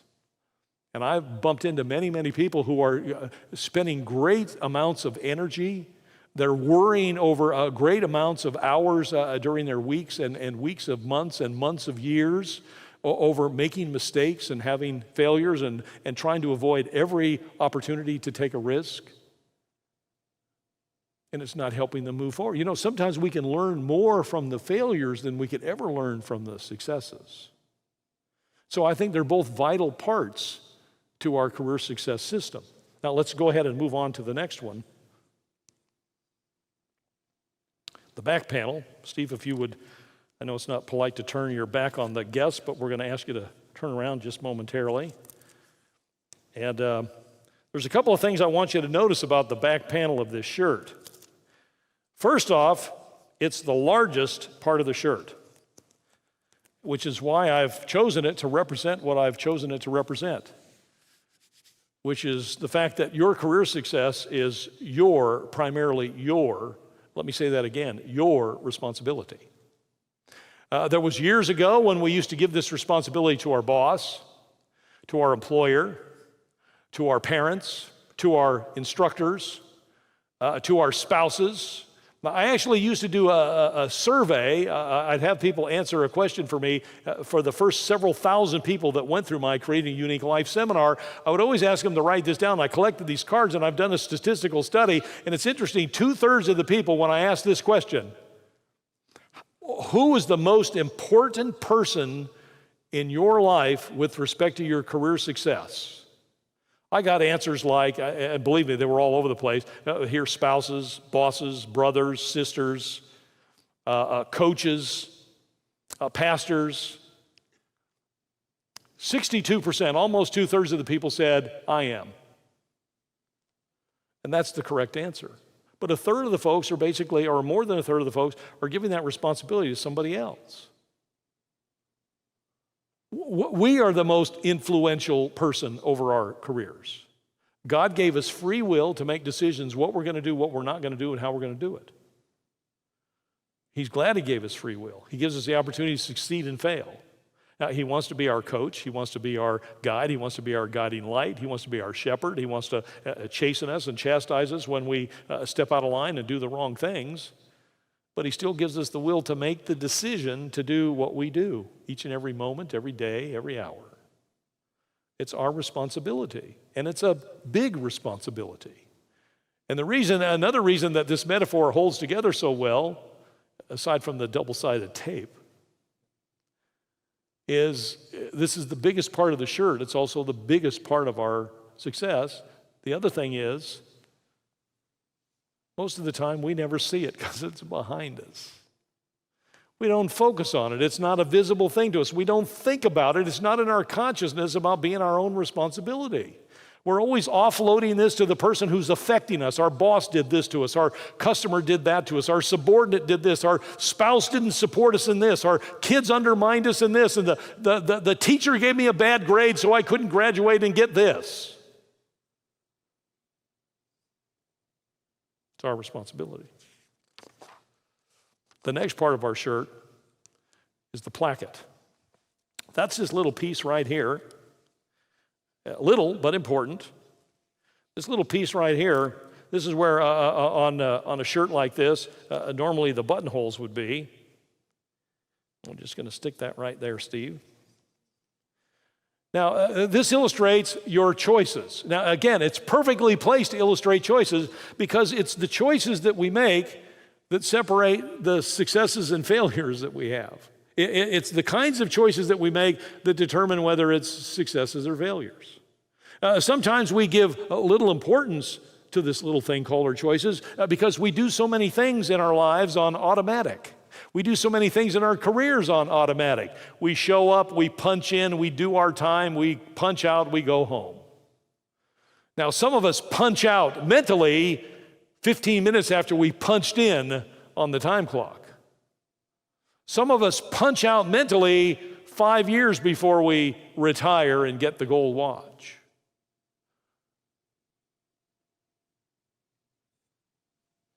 Every one of these are choices, represent choices that we make.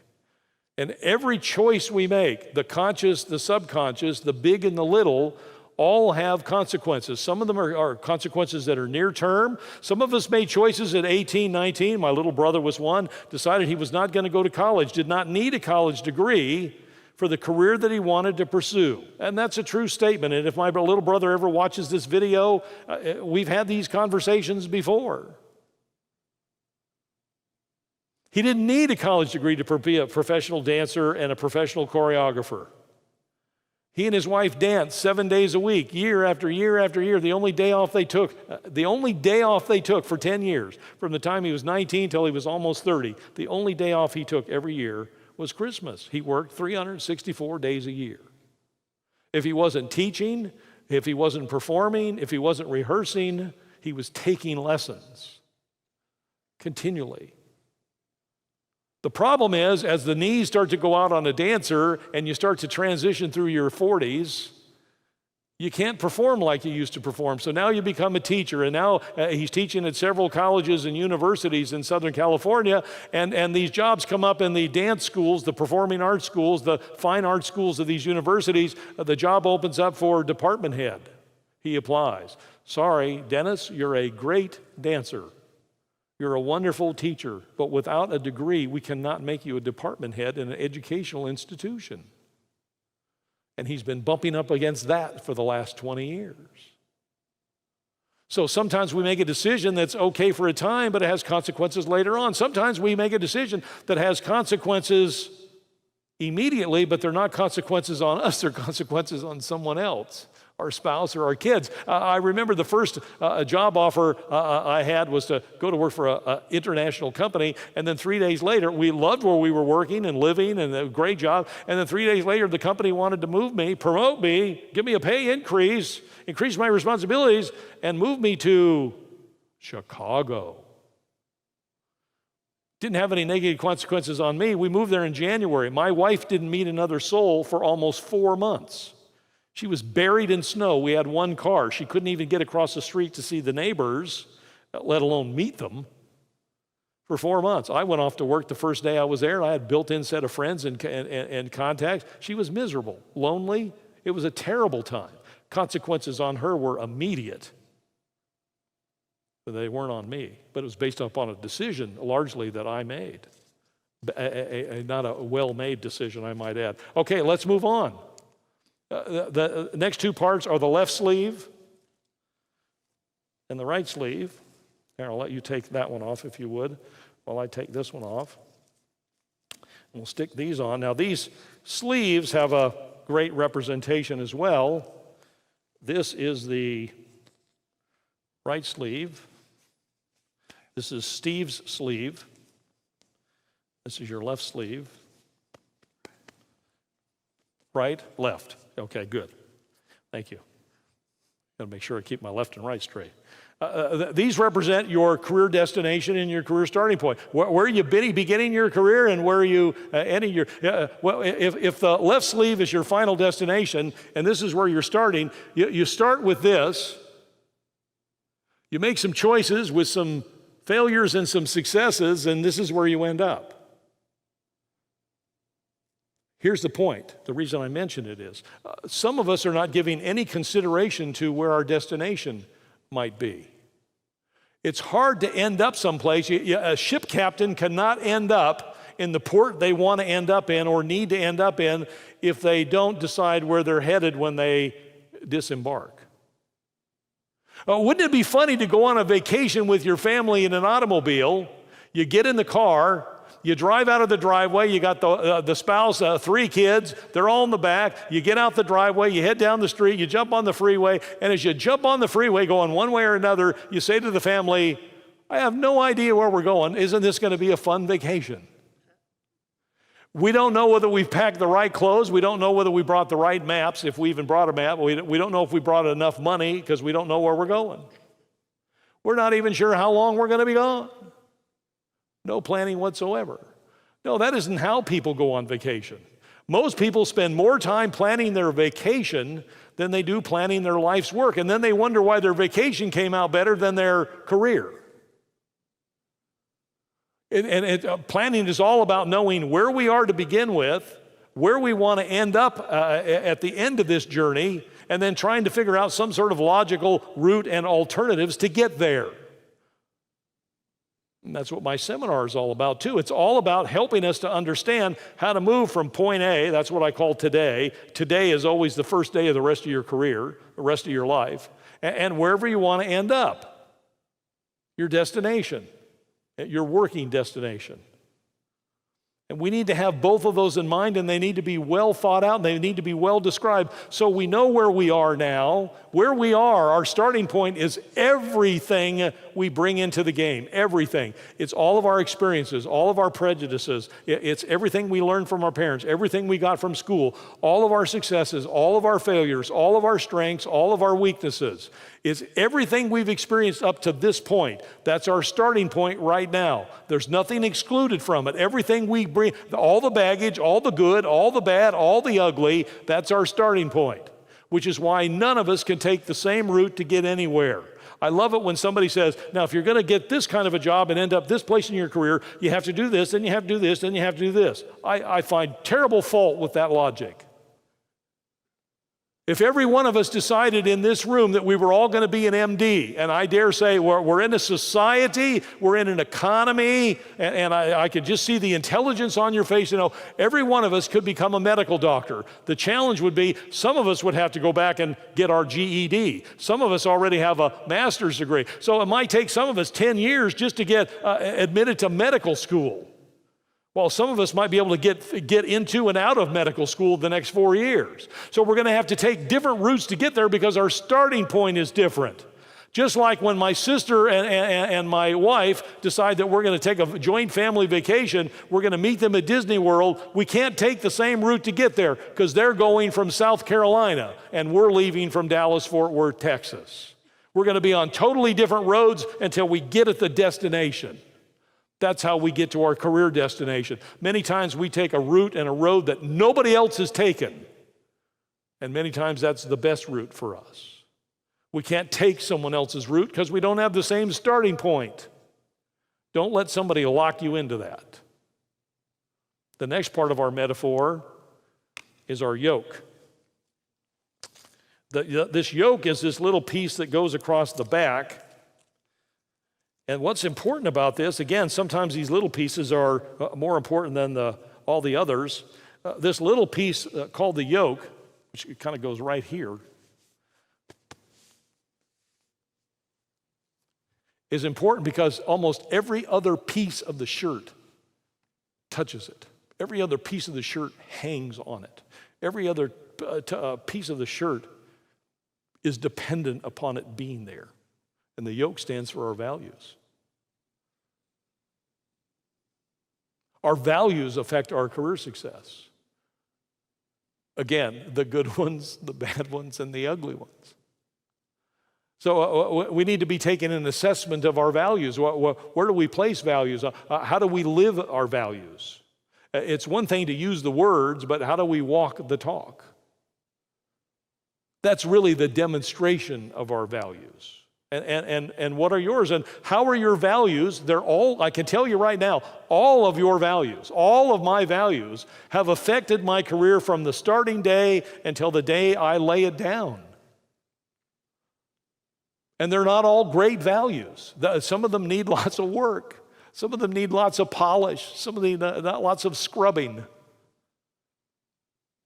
We need to recognize that we're impacting our career far more than anybody else is. Our boss might make a decision, but many times it's our values that, I read somewhere recently that somewhere between 75 and 85%, these numbers were rounded from a survey, of the people that are laid off or fired, they're not terminated because of their performance, their job performance, their capability to do the job. It usually is something much softer. It's usually communication skills, value differences, personality differences. We've heard that old term, personality conflicts. Well, it's true. It's because on a softer skill level, on a social skill level, we don't mesh. And that's why many hiring managers are beginning to understand the importance of this. It's one thing that you can do the job, but we got to be able to work well together. And so it's very important that we select the right boss and bosses as we go.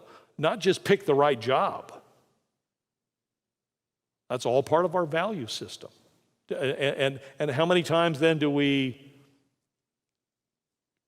put our values aside? How many times do we negate our values? How many times do we overlook our values? How many times do we compromise our values? All those things affect our career success. Okay, what's the next piece of the metaphor? Well, let me share this story first. One evening, an old Cherokee tells his grandson about a battle that goes on inside a people. He said, "My son, the battle is between two wolves. One is evil. It is anger, envy, sorrow, regret, greed, arrogance, self-pity, guilt, resentment, inferiority, lies, false pride, and ego. The other is good. It is joy, peace, love, hope, serenity, humility, kindness, benevolence, empathy, generosity, truth, compassion, and faith." The grandson thought about it for a minute, and then he asked his grandfather, "Which wolf wins?" The old Cherokee simply replied, "The one you feed."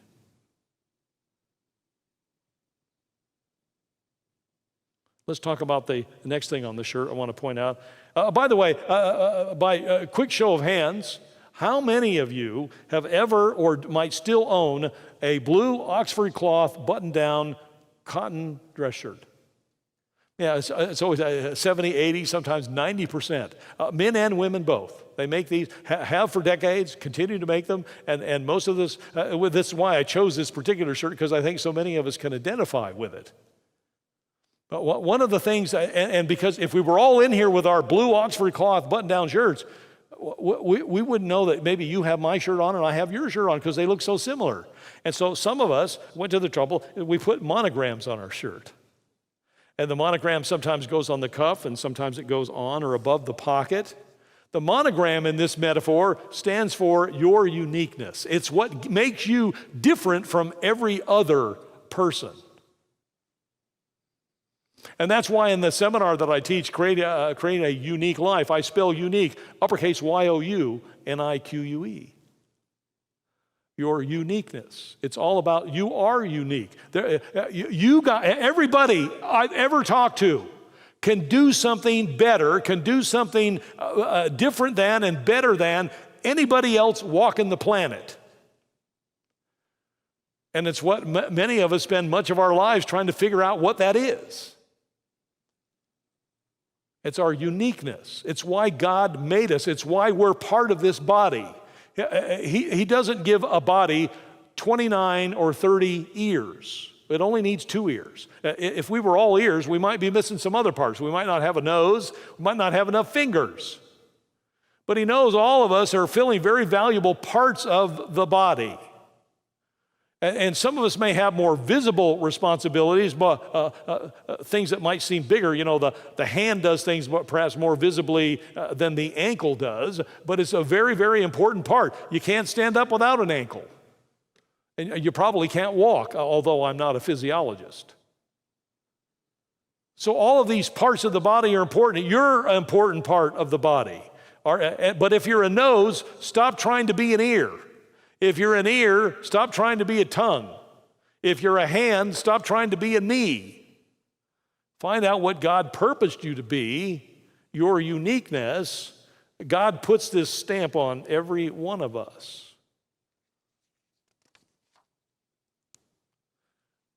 The next important part of our career success is the collar. This is what formalizes it. The collar stands for career planning. Now, this is not a career planning exercise, and I don't do a lot of personal career planning, although I've spent years working on mine. I had the privilege of going to a career planning seminar very early in my career. It made a profound impact on where I've ended up. However, I want to say to you, you can read about career planning and learn stuff. You can take career planning seminars and workshops. It's important. It's not just about learning about all these other parts. If you've got all of this other stuff down and you don't have a good career plan, you haven't formalized the whole career success process. You need to plan something. God tells us in Jeremiah 29:11, I know the plans I have for you, declares the Lord, plans to prosper you and not to harm you, plans to give you a hope and a future. But then he tells us in Proverbs over and over and over again, that we need to do all of our immediate planning, our short-term planning, our tactical planning, our day in and day out, year in and year out planning. We have a planning responsibility too. And part of that comes with our career. We just don't wait around like a ship on the seas without a rudder, just letting the wind blow us around. Well, God will help. God will put me where He wants me to be. Not without your help. He can't do it without you. Career planning will help that. It's not the sole answer, but it's a part of it. The last part is the pocket. Represents your heart.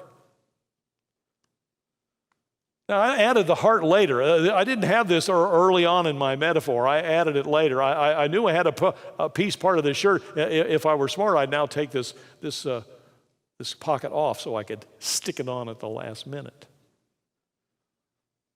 The pocket doesn't come with every shirt. You've probably seen some of these shirts that don't have pockets. There's some people managing their career without a heart. Makes a big difference.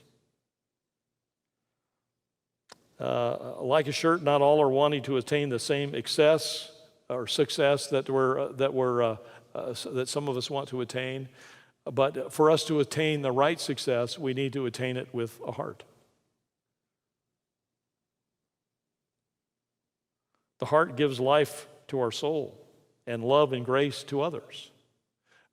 We can't really treat all those people around us and being the influence that God would have us be without having a heart part of our career.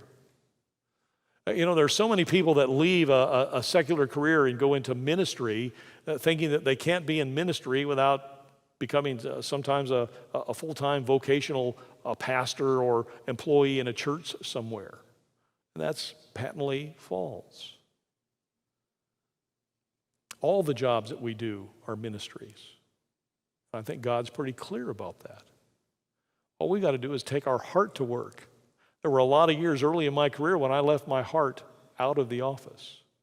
Didn't do me any good. Didn't do anybody else any good either. Okay, the last thing I want to mention is the buttons. Now, I'm not going to stick them all on here, but I did take them off the shirt just so I could illustrate they needed to go back with the shirt. I'm going to just set them right there, Steve.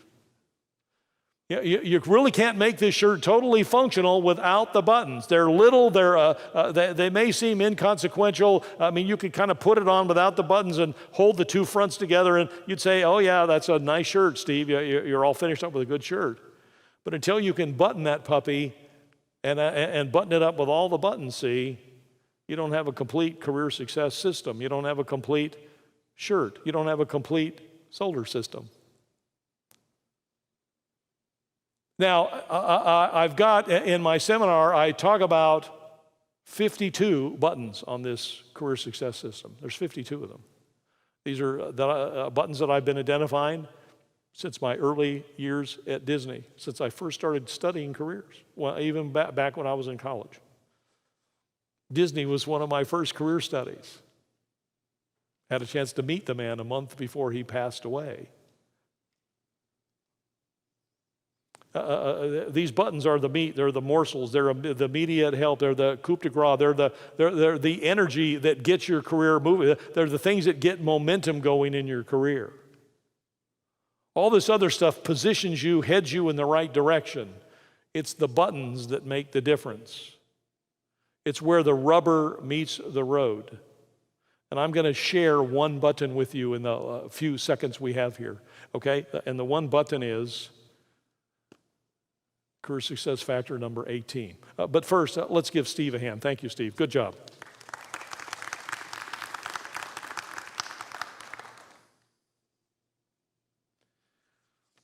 I want to talk about this one button, throwing coal in the engine. I learned this button, I learned this factor very early in my career, and it had a profound effect on me.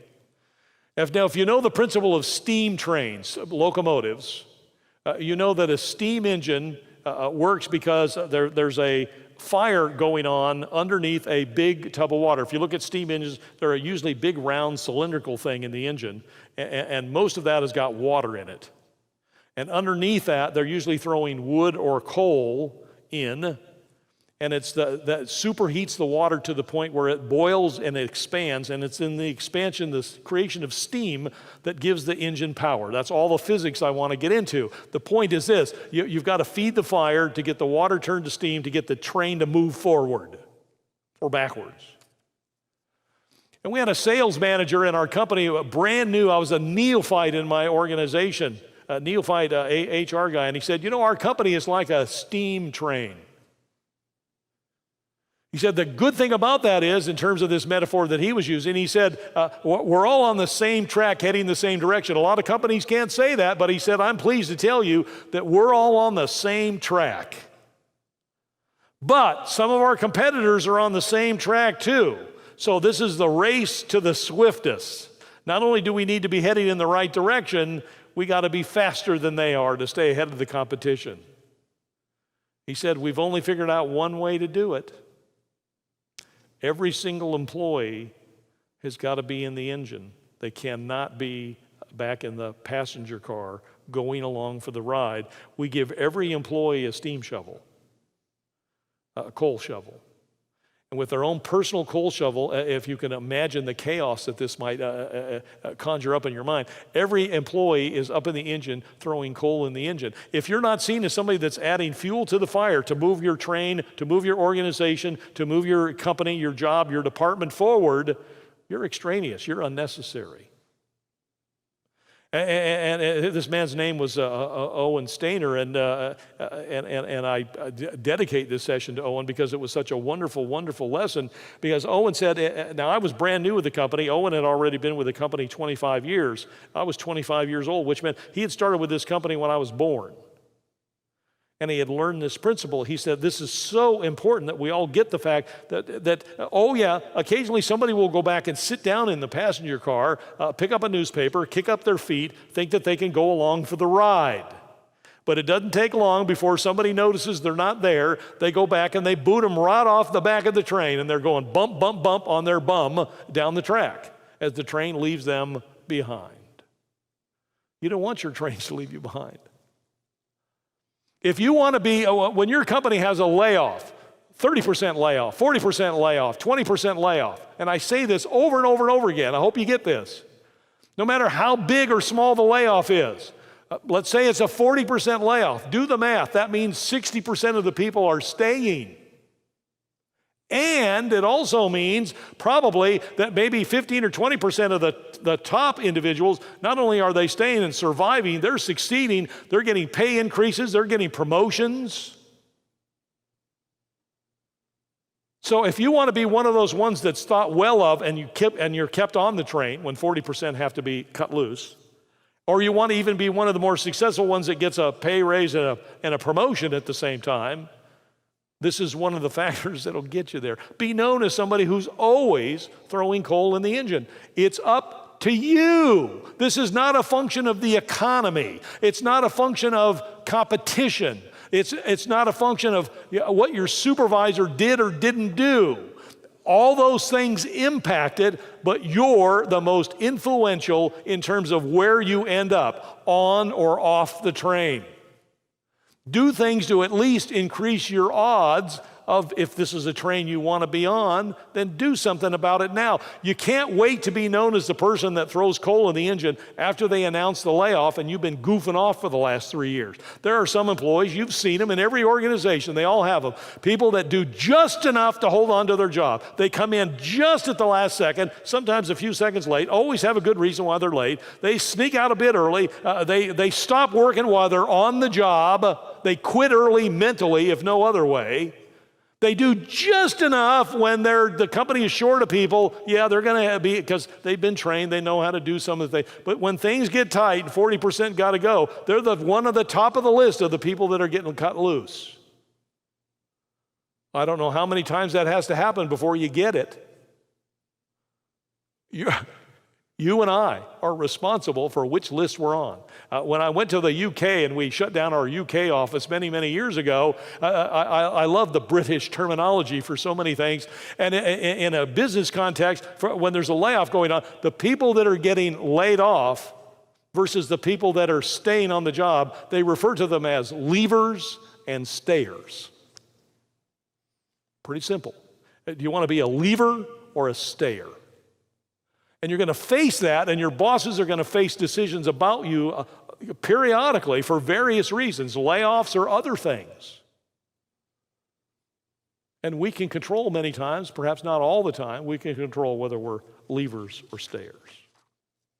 So our completed career success system, whether it's a dress shirt or the career success system that I just tried to describe with that metaphor, is all about putting all the parts together in the right way so that we can end up with the system that we can manage appropriately. If you do that, you'll be well prepared from this moment forward to both disembark and end up where you want to end up.